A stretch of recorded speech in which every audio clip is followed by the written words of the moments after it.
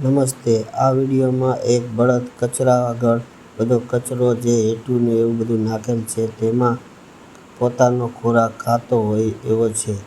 તો આપણા દ્વારા જે કચરો નાખવામાં આવે છે તેમાં એની સાથે પ્લાસ્ટિક, કાચ વગેરે નાખવાથી આ પશુ પંખીઓ જાનવરોને ખાવાથી એના મોઢામાં વાગી જાય છે, મરી જાય છે.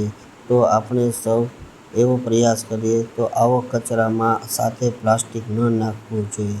તથા વધુમાં આપણને કોર્પોરેશન સરકાર દ્વારા જે સિસ્ટમ તૈયાર કરેલ છે કે કચરો જે વાહનો દ્વારા લેવામાં આવે છે તેમાં સૂકો અને ભીનો કચરો, કાચ વગેરે અલગ કરી તેમાં નાખવો જોઈએ, જેથી આપણું શહેર, ગામ, આપણા એરિયા વગેરે ચોખ્ખું રહે તેવો પ્રયત્ન કરવો જોઈએ. તો સૌ સાથે મળી આવા ગમે ત્યાં કચરો ન નાખવો.